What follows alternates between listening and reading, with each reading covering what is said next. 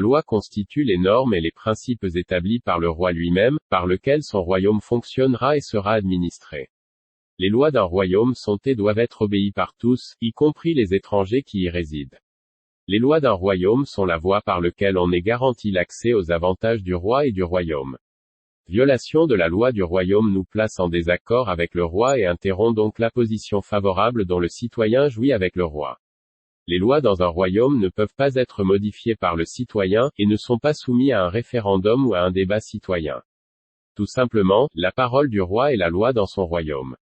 La rébellion contre la loi est une rébellion contre le roi. Le roi David a compris ce principe de la parole royale quand il a déclaré « Je me prosternerai devant ton saint temple et je louerai ton nom. Je me prosterne dans ton saint temple, et je célèbre ton nom, à cause de ta bonté et de ta fidélité, car ta renommée s'est accrue par l'accomplissement de tes promesses. » Psaume chapitre 138 versets 2 à 3. Les privilèges sont les avantages que le roi prodigue à ses fidèles citoyens. L'aspect du royaume est très différent des autres formes de gouvernement. Le royaume de Dieu est le seul royaume où tous les citoyens ne sont pas des sujets du royaume mais des fils et des filles du royaume faisant partie intégrante de la famille royale et ayant Dieu lui-même comme leur père.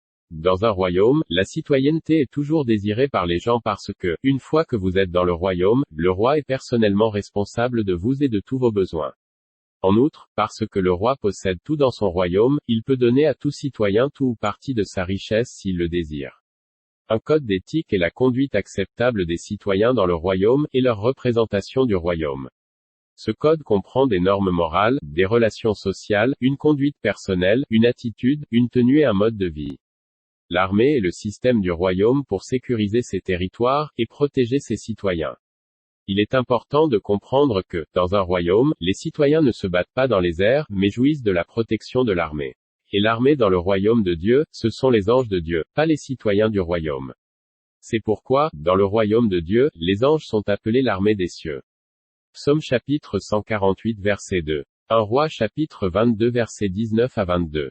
2 Chroniques chapitre 18 verset 18 à 21. Psaume chapitre 103 verset 21. Luc chapitre 2 verset 8 à 15. Psaume chapitre 33 verset 6. Ce mot, hôte, signifie armée, et identifie les anges comme la composante militaire du royaume des cieux. Ce concept du royaume représente un défi à notre pensée religieuse de l'Église en tant qu'armée. Une étude attentive de la constitution biblique du mot montrera que l'Église, telle que Jésus l'a établie, n'est pas identifiée comme une armée mais comme une citoyenneté, une famille de fils et une nation. Il déchaîna contre eux son ardente colère, son courroux, sa fureur, et les mit en détresse, en envoyant une armée d'anges de malheur. Psaume chapitre 78 versets 49 à 50. Bénissez l'Éternel, vous ses anges, qui êtes puissants en force, et qui exécutez ses ordres, en obéissant à la voix de sa parole. Bénissez l'Éternel, vous toutes ses armées, qui êtes ses serviteurs, et qui faites sa volonté. Psaume chapitre 103 versets 20 à 21. Or, comme on arrache l'ivraie et qu'on la jette au feu, il en sera de même à la fin du monde. Le Fils de l'homme enverra ses anges, qui arracheront de son royaume tous les scandales et ceux qui commettent l'iniquité, et ils les jetteront dans la fournaise ardente, où il y aura des pleurs et des grincements de dents. Matthieu chapitre 13 versets 40 à 42. Un Commonwealth est le système économique du royaume, lequel garantit à chaque citoyen, un accès égal à la sécurité financière. Dans un royaume, le terme de Commonwealth est utilisé parce que le désir du roi est que tous ses citoyens partagent et bénéficient de la richesse du royaume. La gloire du royaume réside dans le bonheur et la santé de ses citoyens. Considérons la parole du roi du royaume de Dieu, Jésus-Christ. Jésus dit ensuite à ses disciples, « C'est pourquoi je vous dis, ne vous inquiétez pas pour votre vie de ce que vous mangerez, ni pour votre corps de quoi vous serez vêtus.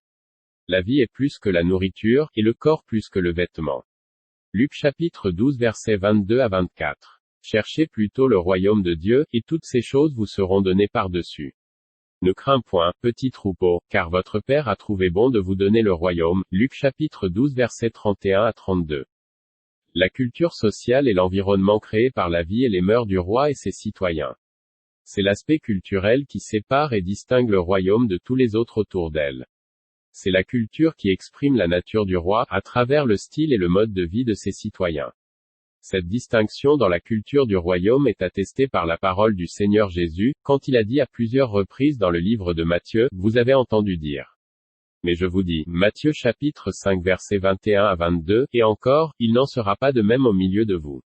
Mais quiconque veut être grand parmi vous, qu'il soit votre serviteur. Matthieu chapitre 20 verset 26. La culture sociale est censée être évidente dans nos activités quotidiennes et nos rencontres. Les composants du royaume de Dieu. Tous les royaumes sont constitués d'un certain nombre de composants nécessaires pour fonctionner efficacement. Tous les royaumes, y compris le royaume de Dieu, ont un programme de santé, la guérison, un programme d'éducation, un ministère d'enseignement, celui du Saint-Esprit, un système d'imposition, la dîme, un système de communication centrale, les dons de l'Esprit, un corps diplomatique, les ambassadeurs du Christ, un système d'administration, le ministère de l'Esprit à travers l'humanité appelée l'Église, et une économie, un système de dons et de réception d'offrandes, tant de semences et tant de récoltes. Une étude attentive du message biblique et la présentation du message du royaume des cieux par Jésus, illustrera la présence de tous ces composants et caractéristiques de la vie dans le royaume de Dieu. Cependant, l'élément le plus remarquable qui distingue le royaume de Dieu de chaque autre royaume est le concept que tous ses citoyens sont des parents du roi, et sont les rois eux-mêmes. C'était le message apporté sur la terre par le Seigneur Jésus-Christ.